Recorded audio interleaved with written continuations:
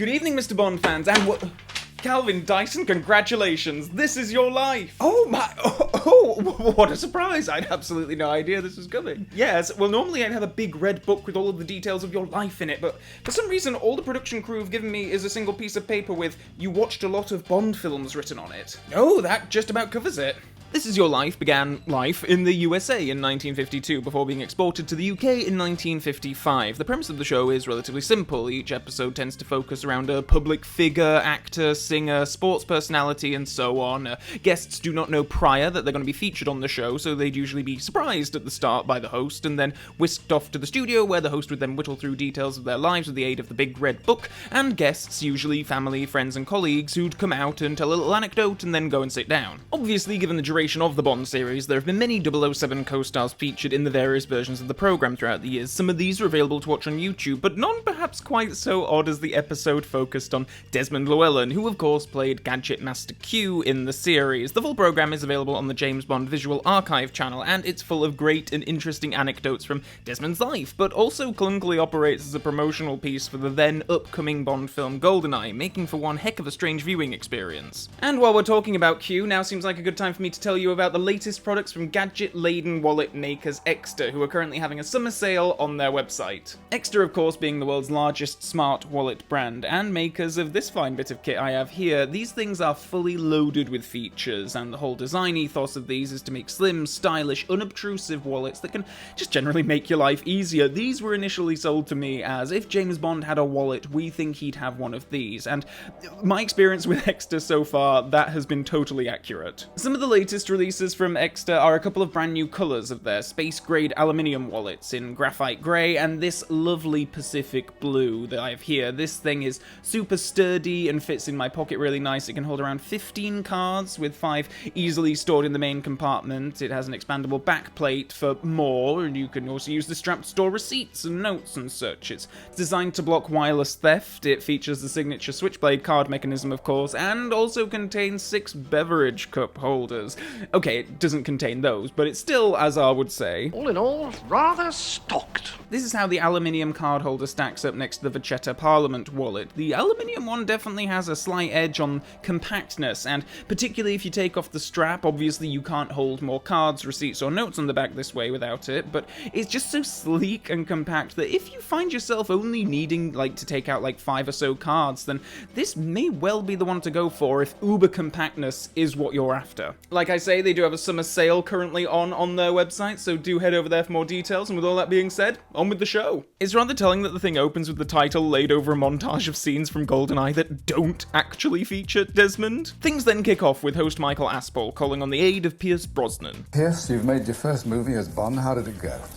It went well, Michael. It went well. It was bloody hard work, but we put a good film in the can, I think, and at a theatre near you very soon. Absolutely. And the man that well, actually, you're not off duty yet because you're on a mission with us today, and the man that we're after is someone you've worked with. Is he tricky? Can be tricky. He can be tricky. He has a short fuse at times, but a very good man and a wonderful man to stand beside, and for me, it was a great treat to be in this film with him. Yes, but that's enough about the man we're doing the show about, Pierce. Let's get back to talking about you. So the producers assembled some of the cast of GoldenEye for what they think is going to be a day of press interviews, but this is of course subterfuge, and the main purpose of the day is to surprise Desmond, which is mercifully done in a subtle fashion for the 80-odd-year-old actor. I wouldn't have thought it prudent to get out the pyrotechnics for this particular surprise. Surprise, Desmond! Don't quite know why Pierce is stroking him like he's a basset hound, but okay, it's actually a really lovely moment, and Desmond seems genuinely flattered and happy to receive the surprise. So it's off to the studio where a collection of Desmond's family and friends are waiting, including his wife and sons. Bond producers Barbara Broccoli and Michael G. Wilson are there too, and normally this would be the part of the show where they'd start off at the beginning of the guest's life, and we'd be taken on a journey throughout the years, but time's a ticking and we have a Bond film to promote, so your old army mates can wait, Desmond. Here's Pierce Brosnan, who at one point looks like he's about to dislocate his jaw like a python and swallow Desmond whole. Desmond does do something really lovely and quite unprompted here. Here you have the definitive Bond. Oh, that's quite a statement coming from an actor who has performed against all 5 official Bonds at this point, but best be hoping for Desmond's sake that the other 4 aren't waiting in the wings, otherwise things might get a tad awkward. You have here the second definitive Bond.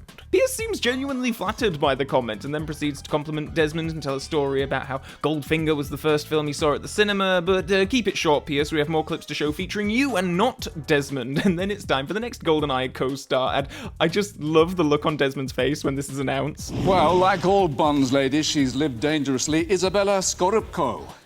Hello, darkness, my old friend. Okay, so Desmond and Isabella hug, and Isabella walks on stage, and she's all like, yeah, I know you'd probably rather be seeing some of your childhood chums right now instead of me, but let's just get through this. I'm certainly not suggesting that the two disliked each other or anything like that, but they don't even share a scene together in the film, and they probably only met a few times at press junkets and photo shoots, so I'm just saying that if this was a film about my life, and one of the main guests was a co-worker being wheeled onto the stage that I kind of just met at the water cooler a few times and wasn't even really friends with, I might also be a little bit upside down smile about the whole thing. Obviously, the anecdotes each of the guests bring to the stage are prepared beforehand, but to say that Isabella lays it on thick might be a bit of an understatement. Q, and especially Desmond, is probably my biggest idol, my biggest hero. Now, I'm not suggesting it's entirely inconceivable that Isabella Scorupco grew up with Desmond Llewelyn as her greatest idol. I just think that that's about as likely as Javier Bardem growing up with Lois Maxwell as his greatest idol. Isabella then gets to deliver her prepared question. And I always want to ask you this question that you probably love. What is your favorite gadget? Oh, don't ask me that. I loathe bloody gadgets. I know that. You really should know that, Isabella. You are his #1 fan, after all. In reality, I love how she's just smiling like, come on, just grit your teeth, let's get through this. Anyway, finally we get some clips actually featuring Desmond, a montage of the various gadgets used in the Bond films, and also Connery going down the slide in You Only Live Twice, and operating the flare gun from Rush with Love? For some reason my mind has failed me on the parts of those films where Q explains those gadgets to Bond. Now pay attention, 007, this is a gravity-assisted reverse elevation device, otherwise known as a slide. To operate it, bend your knees thus and tilt backwards until your posterior makes contact with the stainless steel surface. Back to the studio for an appearance from another of Desmond's beloved lifelong co-stars of the last 6 months who he never actually worked with beyond posing for photos. I love how Famke just comes out and says what we're all thinking. We never got to work together, You unfortunately. didn't work together? No, but- never. No. You were certainly very nasty. Oh, in thank that God for film. you. I probably would have killed you in the movie, so. Sure you Yes, your own gadget in the film is slightly less technical, isn't it? A little less, yeah. I just kill men the old-fashioned way between my thighs. Yeah. Famke, that's a bit much, isn't it? I mean, Mrs. Llewelyn is right there. Anyway, finally, a third of the way into the programme, we finally get into what the show is actually about. The life of Desmond Llewelyn. Well, Desmond Llewelyn, this is your life, and you were born on September the 12th, 1914, in Newport, Monmouthshire, and christened Desmond Wilkinson Llewelyn. Your father, Ivor, who was a colliery manager, died when you were only 16, and you and your late sister, Noreen, were brought up by your mother, Maya. You went to Radley College, where you shared a study with another future actor, the late Dennis Price. That's him there, and that's you. Now, at that time, you had a nickname. You certainly did. We called you Loopy Llewelyn. He also shared a study, Dr. Joe Bailey.